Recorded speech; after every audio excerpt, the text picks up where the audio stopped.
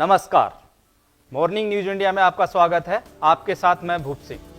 राजस्थान में 3 ऐसे नेता हैं जिन्होंने न केवल राजस्थान गवर्नमेंट बल्कि केंद्र सरकार की नाक में भी दम करके रख दिया है। एक तरफ हनुमान बेनीवाल सब पर भारी पड़ रहे हैं, तो वहीं बीएपी के सांसद राजकुमार रोत भी लोकसभा में केंद्र सरकार की धज्जियां उड़ाने में लगे हैं। तो चलिए जानते हैं कैसे राजकुमार रोत ने पीएम मोदी के नाक में दम करके रख दिया है। राजकुमार रोत ने लोकसभा में मोदी सरकार की धज्जियां उधेड़ते हुए जवाब मांगा है।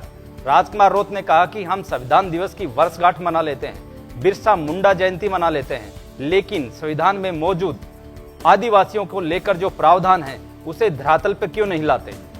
मैं मोदी सरकार को याद दिलाना चाहता हूं कि संविधान में निहित 5वीं सूची को अभी तक धरातल पर लागू नहीं किया गया है। संविधान की 5वीं सूची को धरातल पर लागू ना करना ये मानसिकता दर्शाती है कि आदिवासियों के प्रति सरकार की क्या मानसिकता है। मैं मोदी सरकार को याद दिलाना चाहता हूं कि भले ही संविधान की 75वीं वर्षगांठ मना रहे हैं, लेकिन संविधान के अंदर आदिवासियों के संरक्षण और उनके हितों के लिए 5वीं सूची का प्रावधान किया गया है, लेकिन धरातल पर अब तक क्यों नहीं लाया गया। 5वीं और 6वीं अनुसूची के प्रावधान के बिना किसी भी ग्राम पंचायत से परमिशन लिए बगैर जमीन कंपनियों को अलॉट नहीं की जा सकती, लेकिन सरकारें एक बिजनेसमैन को फायदा पहुंचाने के लिए हजारों आदिवासियों को विस्थापित कर जमीन अलॉट कर रही है। ये कहां का न्याय है। आपको बताते चले कि 1956 में पैसा कानून लाया गया।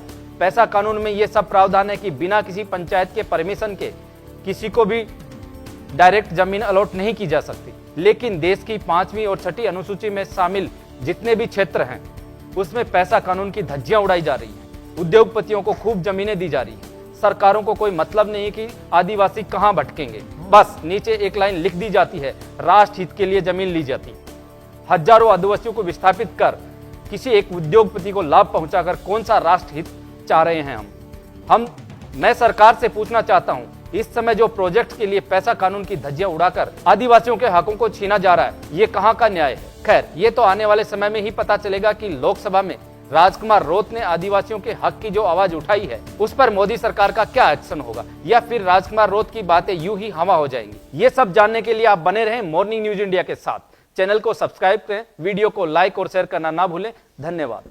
ऐसे ही और वीडियोस देखने के लिए सब्सक्राइब करें मॉर्निंग न्यूज इंडिया को और जुड़े रहिए हमारे साथ।